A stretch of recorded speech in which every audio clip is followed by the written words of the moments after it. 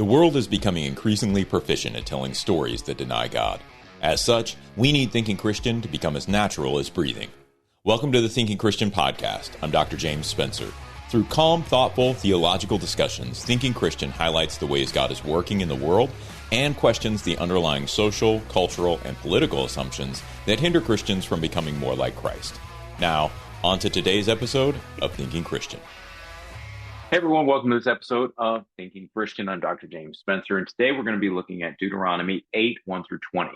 Deuteronomy 8 is probably best well known for its quotation, actually, in the temptation of Jesus in Matthew 4, where Jesus cites Deuteronomy 8, 3, man does not live on bread alone, but on every word that comes from the mouth of the Lord, to resist one of Satan's temptations. And so in context, what we want to kind of explore in this devotional is, what does that mean? What does it mean that man does not live on bread alone, but on every word that comes from the mouth of the Lord, every word that comes from the mouth of God? Well, number one, I think we need to note the context of the commandments and obedience in 8, 1, and 2. So Deuteronomy 8, 1, and 2 read as follows. The whole commandment that I command you today, you shall be careful to do, that you may live and multiply and go in and possess the land that the Lord swore to give to your fathers. And you shall remember the whole way that the Lord your God has led you these 40 years in the wilderness, that he might humble you, testing you to know what was in your heart, whether you would keep his commandment or not. So the commandments form the context in which we're supposed to understand that man does not live on bread alone, but on every word from the mouth of God. And so what I think we should infer from this is that obedience, obeying the command of God, is a means of living in the world that God's people are to adopt and follow, because we privilege it even above physical sustenance. So obedience is necessary because God is going to bring prosperity. He's going to take care of us. And here Moses seems to be pointing to an underlying pattern that Israel is to adopt. The material blessings are not primarily the point of life. And while necessary, they're also fragile, they're brittle. They cannot be pursued or depended upon because they themselves are actually dependent on the Lord. Obedience to every word that comes from the mouth of the Lord is the way that we live into God's blessing. Now, in all of that I just said, isn't that just prosperity gospel? Well, not really. And here's why. We aren't suggesting that God is trading blessing for obedience. It's not a barter system. There's not a quid pro quo relationship where Israel obeys and God blesses. And this is in order to get blessing, God is owed obedience or something like that. It's not that sort of a relationship. It's not a cause-effect relationship that our obedience is ultimately going to require or somehow obligate God to bless us. Instead, I think what we are suggesting is that life is structured by obedience. Consider, for instance, the rather immediate consequences of something like ignoring every stop sign or red light as you drive your car. Chaos will ensue. And it's not that, obeying the stoplights, obeying the stop signs, like following those traffic rules, it is not somehow, a barter for or a trade-off to give us blessing, right? But what it does is it creates an order. So as we're driving on the right side of the road as opposed to the left, unless you're in the UK, as we're driving according to the rules of the road, we're now following conventions that are intended to create an order. They're intended to create a context in which we can reap the positive consequences associated with being able to drive at a significant amount of speed in a rather heavy vehicle without crashing into someone else. If we disobey the rules of the road, we will likely at some point, maybe not immediately, but at some point, we will feel the implications, the negative implications, the negative consequences of disobeying. And so we have to understand that in Israel, obedience was linked to blessing in that way. Obedience was not a consequence. Obedience was the way that we lived into God's order. God is giving Israel an insight into how the actual world is structured, how it all works. And so if you imagine that everyone else, all the other nations, don't even understand that the Lord exists. Israel is in covenant relationship with this God. Everyone else has these other gods that they're following. They don't understand exactly how the world works. It was actually, there was a name given to it. The gods were capricious. And when we say capricious, what we really mean is that the people would pray to these gods, but it was never really clear what the gods wanted. They were always very erratic. And it was because they didn't actually exist. That was one. But also because they couldn't affect things the way that the Lord affected things. Because these gods were idols, any reverence given to them was a misordering of life. And while it paid off on occasion, it wouldn't pay off the same way in every case. And so as we look at what God is giving Israel, what we see is that he's giving them an insight into the order of the universe. That when you put God first, when you obey his commands, when you demonstrate your loyalty to him through obedience, later on in Malachi 3, we see, that God calls Israel to test him. And I think when we test God by trusting him, we live into the order of that universe. And so the blessing is almost a consequence of the obedience. We're living into the order of the universe. When we live into that order, we can expect things to go well on a general level. Now, obviously, the world is broken. God's order is not what it was when he established it at creation. There are major problems. There's these deep fissures and brokenness that we see in the world right now. And so this doesn't work perfectly. But what God is pushing Israel to do is to say, look, obey my commands, and I will keep you safe on the road. Obey my commands, and there will be blessing forthcoming. Israel was to point to and glorify God, and obedience became this crucial aspect by which they could do that. They were not to go in and conquer the land through their own military might. Instead, what they are to do is to obey the Lord and wait for him to give them that land. And so for God to be glorified, Israel needed to do what God wanted rather than what they wanted. And in doing what God wanted, God's blessing became a sign and became a sign to the surrounding nations that Israel's obedient way of life reflected the order God had established.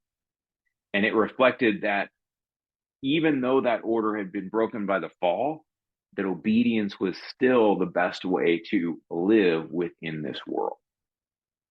And so it's not prosperity gospel. In part, we also see that, it's not prosperity gospel because as we move through chapter 8, what we see is that prosperity actually brings danger with it. That prosperity is not the end all be all. It's not the final goal of life is to be prosperous, to have everything we'd ever want and more.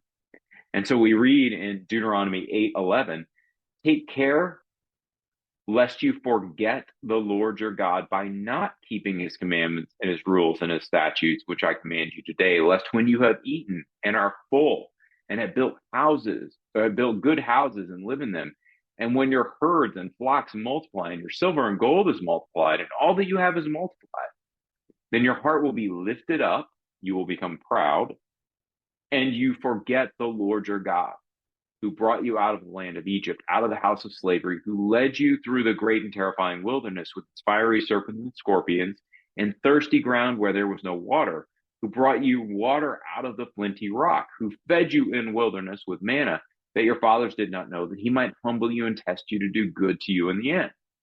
Beware lest you say in your heart, my power and the might of my hand have gotten me this wealth.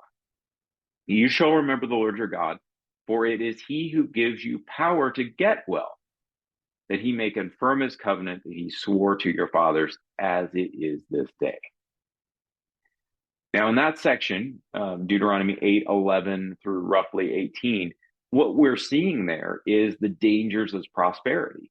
That prosperity is not the end-all be-all of life, that getting things can actually be just as problematic as not having things. And in fact, what we see is that obedience is the common factor across all of these situations. That even in the wilderness, when God is testing Israel, and we see this referred to in that passage that I just read, that as they're being tested, what are they supposed to do? Well, they're supposed to obey God's command. And so when you have the prosperity, when you reap the blessings of obedience, don't forget to continue obeying. Obedience is the underlying dynamic that allows that prosperity to happen.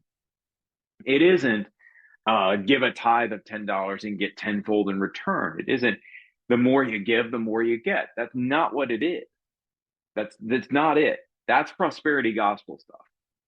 What Deuteronomy 8 is teaching us is that obedience is our best and only strategy for living in a broken world. That if we want to overcome sin, if we want to live into the blessing that God has for us, if we want to work with God to build his kingdom, if we want to point to and glorify God, we can't become focused on the prosperity that he provides. We can't neglect the giver and focus on the gift.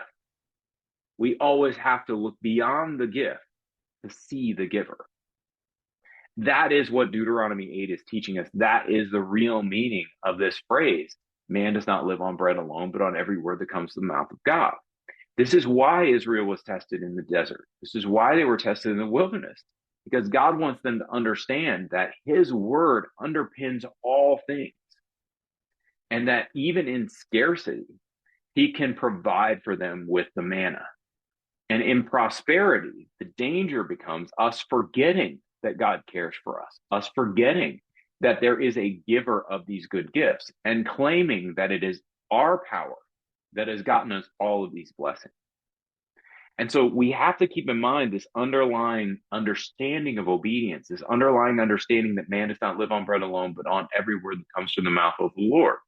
Because ultimately, it is not about our labor. It is not about our effort. It is not about our power and strength. What it is, it's about what lies behind that power and strength. We always have to remember that. It's not about denying our capacity. It's not about claiming weakness or being falsely humble or something like that.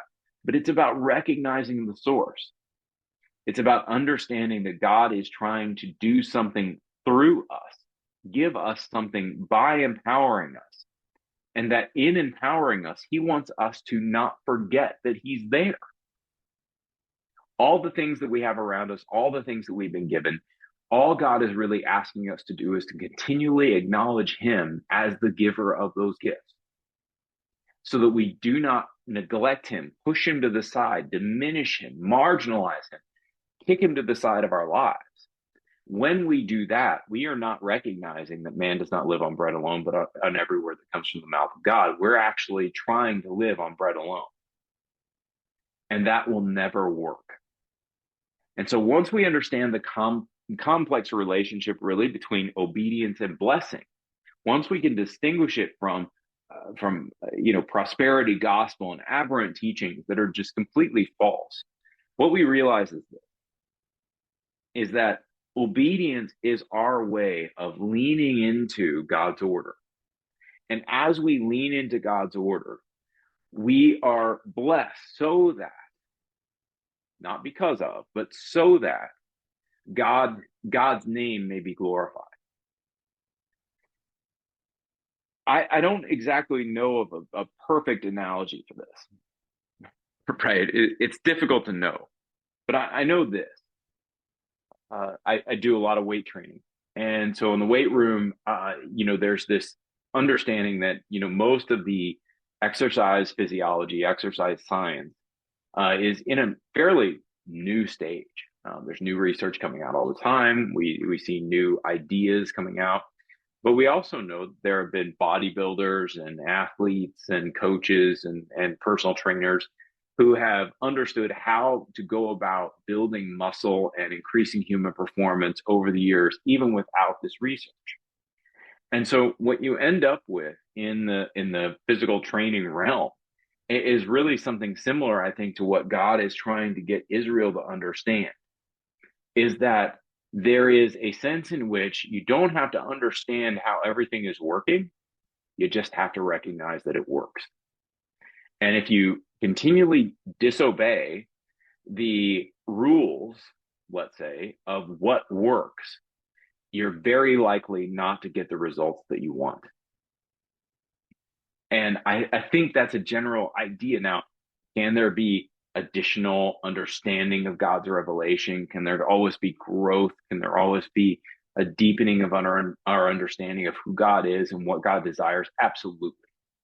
But at the end of the day, what we're always doing is we're trying to obey God's word. We're trying to recognize that man does not live on bread alone, but on every word that comes from the mouth of God. And so I think, like Israel, we need to remember that by obeying, we need to remember God by obeying God. And in the Old Testament, we read, forget, and remember. This is not something that just doesn't cross our mind, right? It's not as if the Israelites have amnesia and they've completely forgotten about God, like Yahweh who? That's not what it is. This remembering and forgetting is usually linked to action. And so there are times when we see in the Old Testament where God remembers the covenant. And what that means is not that, oh, God, it slipped God's mind that I made a covenant with Israel. My bad. I'm sorry, I forgot you guys. What it means is that God is now prepared to act on that covenant, that he is now going to take action on behalf of Israel in relation to the covenant. And this is the same thing here. When we forget God, it's not that he is not, we have no cognizance of God in our minds. It's not as if he's been erased from our memories or we pushed him so far back that we just, kind of ignore him or whatever. But when we forget God, what we're really doing is we're saying, look, we know that God exists. We understand what he wants us to do. We simply don't want to do it. And so we are going to push God to the margins of our lives, and we are going to decide to make our own choices and do our own thing. And it doesn't really matter what God has told us. When we remember God, we do the exact opposite. We say, it doesn't matter what situation we're facing at this moment. It doesn't matter how odd it seems to obey. We're going to go ahead and obey. I love, the legislation about the year of Jubilee.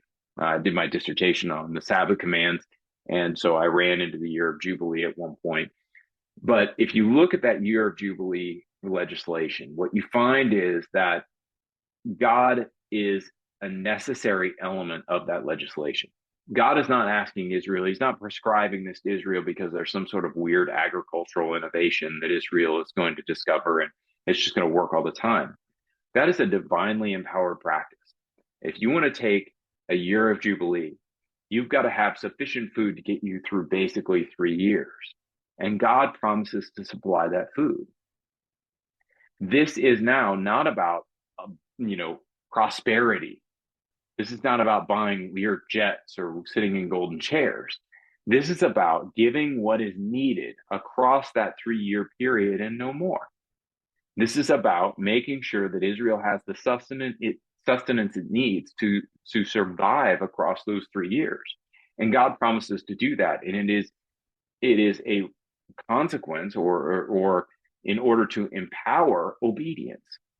God is asking Israel to do something. And he's saying, look, you don't need to worry about how this is going to work because I'm going to give you this much food in this year and it'll get you through. Don't worry about it. Just trust me. And so as we think about these ideas and thinking about what it means then to say that we do not live on bread alone, but on every word that comes from the mouth of the Lord, we are saying that obeying God will open up opportunities for blessing and the building up of his own kingdom beyond anything we could ever ask or think. That's what obedience really is. That's what we understand obedience to be. That's how it works.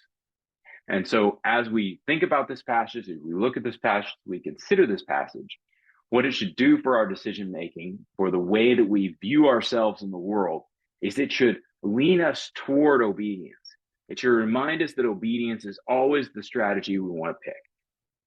And if obedience is not the strategy we're going to pick, we know that we're headed in the wrong direction, because man does not live on bread alone, but on every word that comes from the mouth of God. Hey, hopefully you enjoyed this episode, and we'll catch you on the next one on Thinking Christian. Thanks a lot. Just want to take a second to thank the team at Life Audio for their partnership with us on the Thinking Christian podcast. If you go to lifeaudio.com, you'll find dozens of other faith-centered podcasts in their network. They've got shows about prayer, Bible study, parenting, and more. What do you do when the world around you is falling apart? It's amazing to me how many people are breathing air. They're going about their business and doing the things you're supposed to do. But if you really ask them, they know that on the inside, they are spiritually and emotionally and relationally dead. If we're not careful, all of us can experience that death. When what we need to do, even as the world around us is falling apart, we need to learn how to march when it would be easier to stay where we are and die. Join me each week on the March or Die Show as we discuss that and so much more.